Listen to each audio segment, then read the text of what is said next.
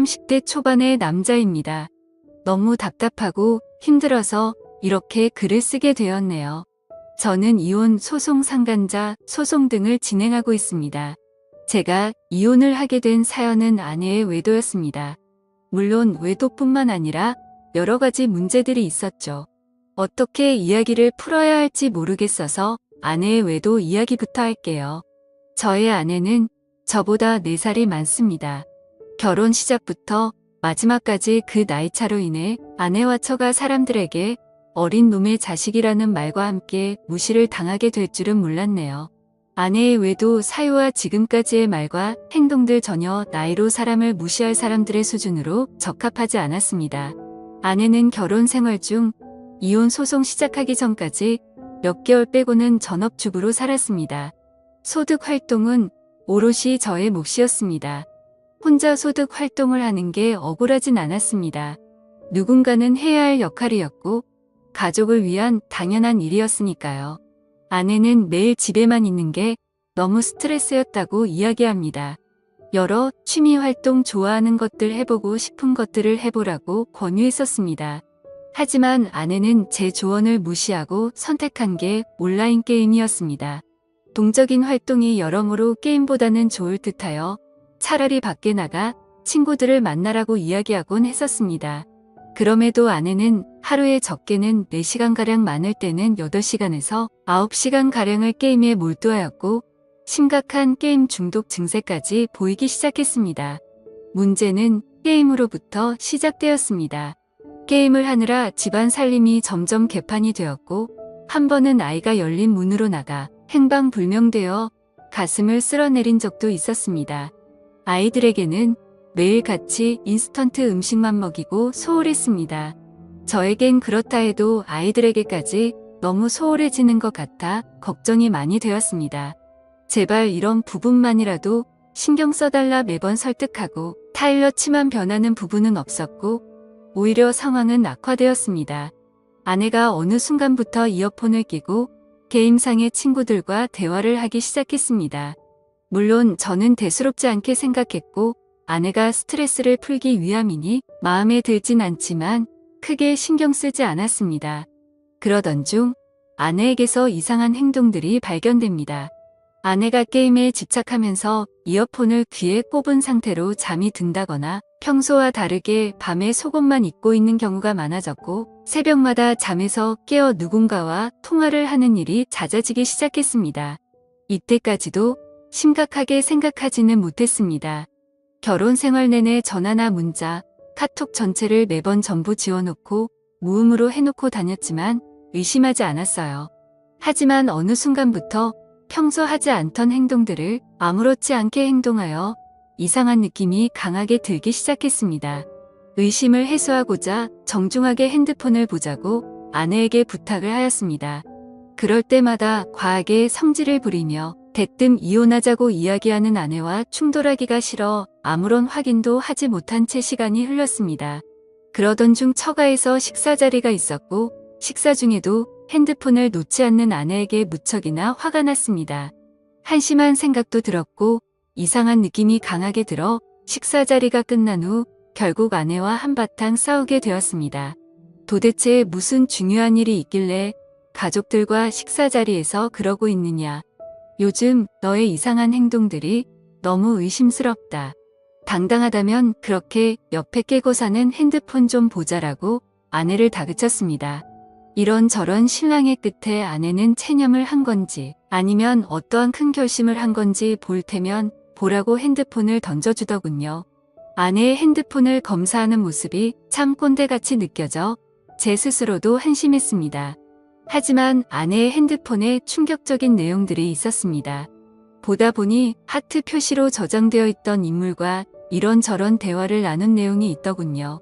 내용은 사랑한다, 보고 싶다, 이혼하겠다 등의 문자 내용과 영상 통화를 하며 나눈 대화를 주고받은 내용, 그리고 차마 눈뜨고 볼 수 없는 사진들까지 적나라하게 있었습니다. 이게 뭐냐고 바로 아내에게 따졌고 아내에게서 황당한 응답을 듣게 됩니다. 한마디 미안하단 말도 없이 오히려 적반하장으로 이렇게 됐으니 그냥 이혼하자고 이야기하더군요.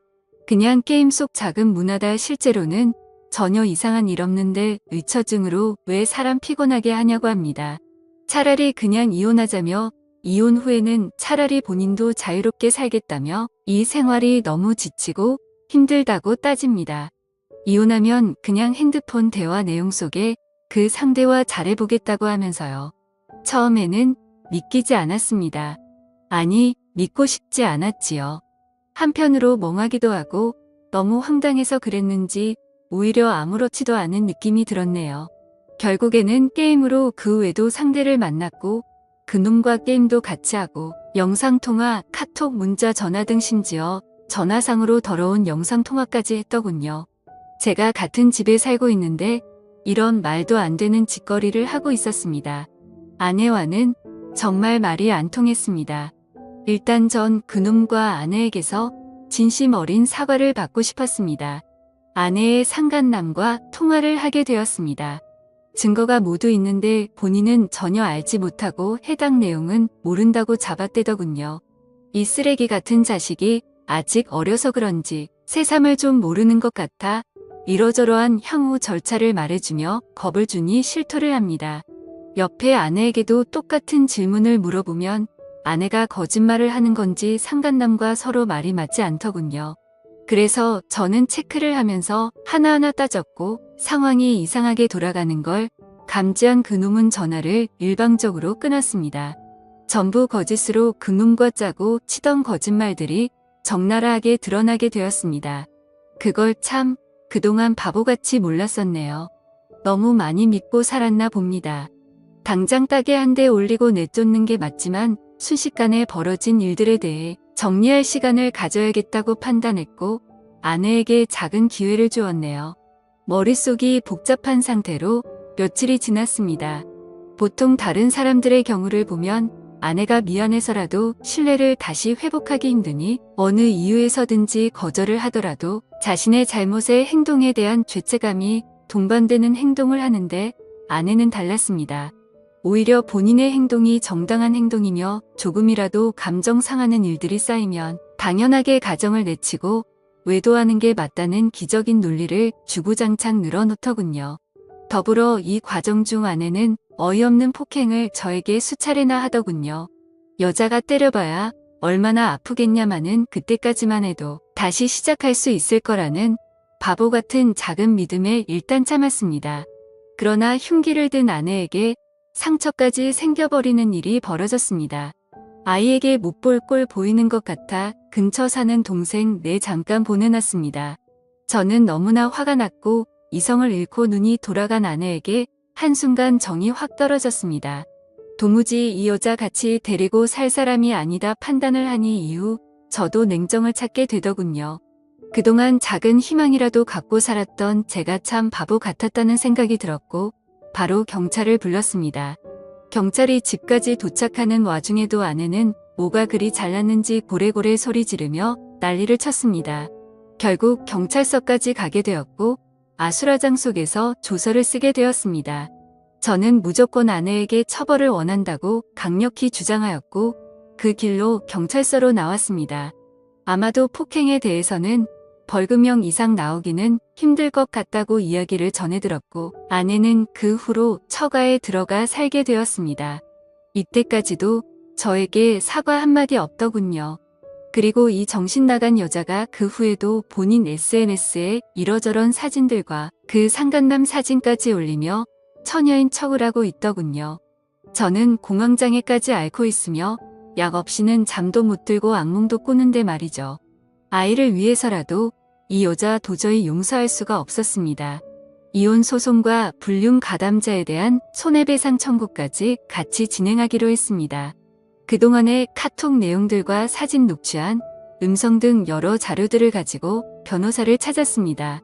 소송을 진행했고 충분히 문제없이 원하는 대로 진행할 수 있겠다고 하는데 다만 아이가 조금 문제일 수도 있답니다. 애 엄마가 강력히 원하면 양육권은 조금 힘들 수도 있다고 하네요. 이게 말이 되나요? 이 정신나간 여자애까지 본인이 떠안을 거라고 생각은 안 하지만 혹여나 그렇게 될까 내심 걱정을 되더군요. 하지만 저는 끝까지 해볼 것이고 양육비까지 받아낼 생각입니다. 그 와중에 장모라는 사람은 전화를 해서는 제가 문제라는 등 헛소리를 하고 장인은 저를 보면 가만두지 않겠다고 합니다. 제가 보낸 소장을 봤다면서요. 소장의 증거가 모두 첨부되어 있고 그에 대한 내용을 변호사가 정리해서 작성은 사실뿐인 내용인데도 말이죠. 맘대로 생각하시고 원하는 대로 해보셔라. 나 이제 빠꾸 없이 제대로 간다고 끊었습니다. 그에 비해 그 자식이라는 말이 딱 여기서 나온 말 같습니다. 너무나 명백한 아내의 규칙 사유에 어떻게 이렇게 뻔뻔하게 나올 수 있는지 어이가 없더군요. 맘 같아서는 오히려 제가 장인을 찾아가 딸년 잘 키우라고 두들겨 패고 싶은 심정이었습니다. 아내의 그놈은 소송 중 알아보니 아내보다도 무려 13살이나 어린 놈이었습니다. 나이를 알고 나니 이 여자 알고는 있었지만 더 한심해지더군요. 13살 연하라네요. 정신 나간 이 여자 그 한계를 끝까지 보여줍니다. 이 상간놈은 경기도 모처에서 학교를 갓 졸업하고 사회복지사 일을 한다고 합니다.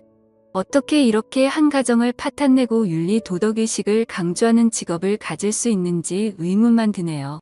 이 년놈들 끝까지 타협 없이 제 남은 인생 모두 투자해 인생 망하게 해주렵니다. 못난 제 사연 끝까지 들어주셔서 감사합니다. 좋은 하루 보내시고 좋은 반려자와 평생 행복한 일만 가득하시길 바라겠습니다. 저는 오늘도 힘들지만 힘을 내보렵니다. 오늘의 사연 들어주셔서 감사합니다. 여러분의 생각은 어떠신지 댓글 달아주세요.